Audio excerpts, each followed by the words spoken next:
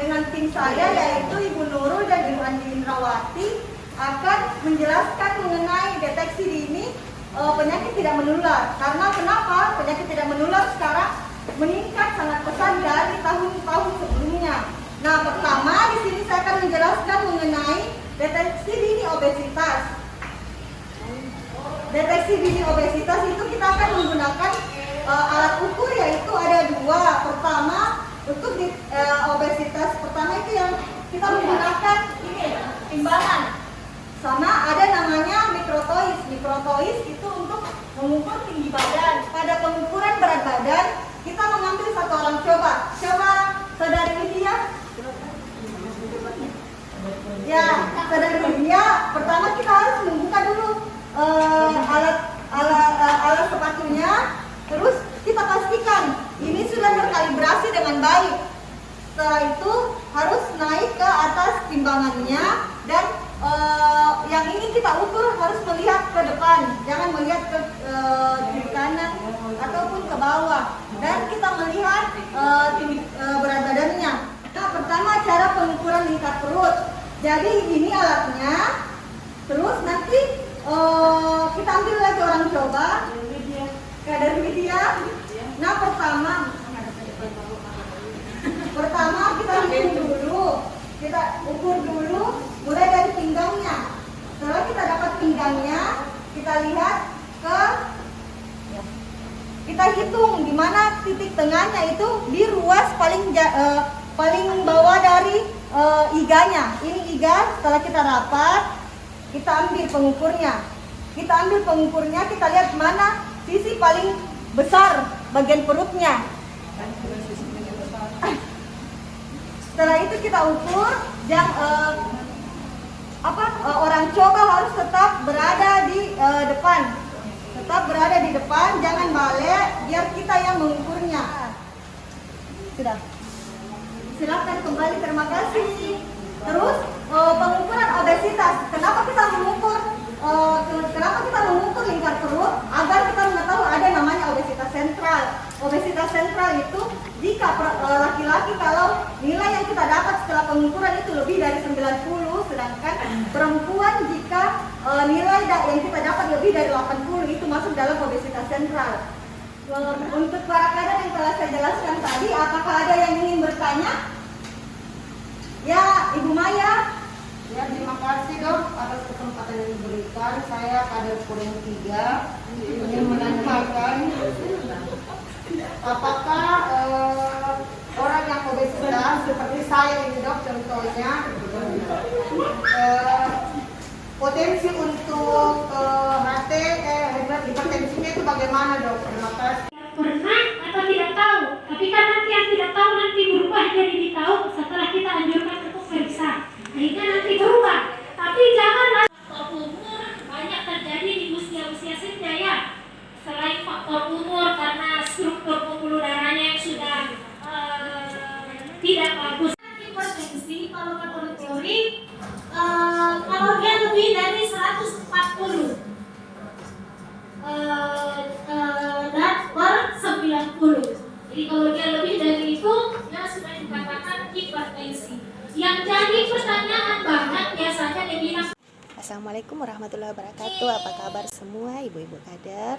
Selamat pagi. Perkenalkan, saya Nurul Hidayah dari Puskesmas Panambungan, akan menjelaskan tentang alur pelaksanaan Posyandu usia produktif dan lansia.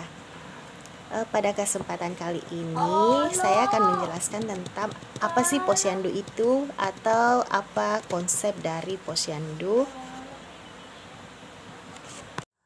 Posyandu merupakan salah satu bentuk upaya kesehatan berbasis masyarakat atau biasa disingkat dengan UKBM, yang mana dikelola dan diselenggarakan oleh dari, untuk, dan bersama masyarakat dalam penyelenggaraan pembangunan kesehatan guna memberdayakan masyarakat dan memberikan kemudahan kepada masyarakat dalam memperoleh pelayanan kesehatan dasar atau pelayanan sosial dasar. Posyandu yang terintegrasi atau dikenal dengan Posyandu Prima adalah kegiatan pelayanan sosial dasar keluarga dalam segala aspek, mulai dari pemantauan tumbuh kembang, balita, yang juga pemantauan terhadap ibu hamil, hingga pelayanan terhadap kesehatan lansia.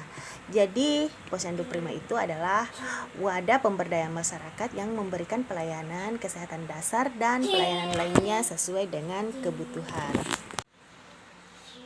Posyandu yang terintegrasi atau dikenal dengan Posyandu Prima adalah kegiatan pelayanan sosial dasar keluarga dalam segala aspek, mulai dari pemantauan tumbuh kembang anak sejak dalam kandungan hingga pelayanan kesehatan lansia.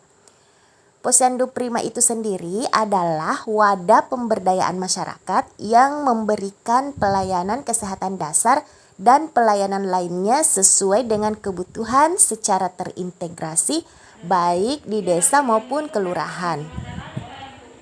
Dalam pelaksanaannya dilakukan secara koordinatif dan integratif serta saling memperkuat antar program dan kegiatan untuk kelangsungan pelayanan di Posyandu sesuai dengan situasi kebutuhan lokal yang dalam kegiatannya tetap memperhatikan aspek pemberdayaan masyarakat. Posyandu merupakan wadah pemberdayaan masyarakat yang dibentuk melalui musyawarah mufakat di desa atau kelurahan dan dikelola oleh pengelola posyandu yang dikukuhkan dengan keputusan kepala desa atau lurah.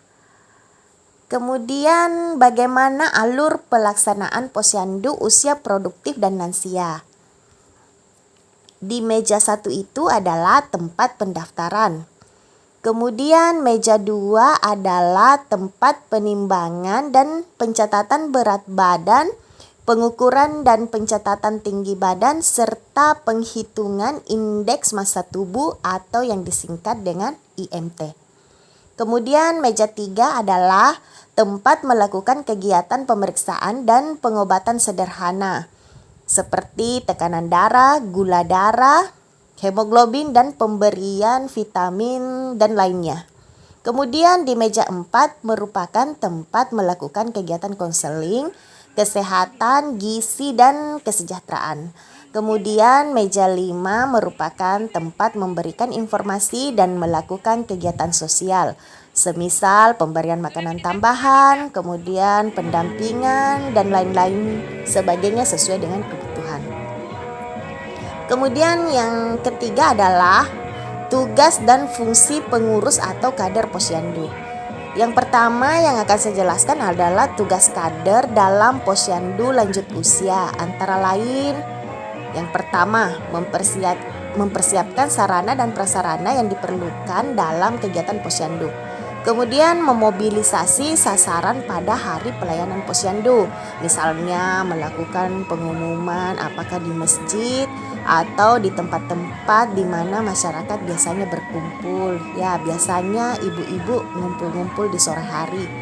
Kemudian melakukan pendaftaran atau pendataan sasaran pada pelayanan posyandu lanjut usia. Kemudian melaksanakan kegiatan penimbangan berat badan, pengukuran tinggi badan para lansia, dan juga usia produktif, dan mencatatnya. Kalau untuk lansia dicatat dalam KMS lansia, dan untuk usia produktif atau sasaran lainnya dilakukan di buku pencatatan lainnya. Kemudian tugas kader yang lainnya adalah membantu petugas dalam pelaksanaan pemeriksaan kesehatan dan pelayanan lainnya. Misalnya ibu-ibu kader yang mengatur antrian, memanggil peserta atau pengunjung untuk antri, melakukan atau dilayani oleh petugas. Kemudian ibu-ibu kader juga dapat melakukan penyuluhan kesehatan, misalnya penyuluhan gizi, penyuluhan sosial, dan lain-lain sebagainya sesuai dengan sasaran atau kebutuhan sasaran.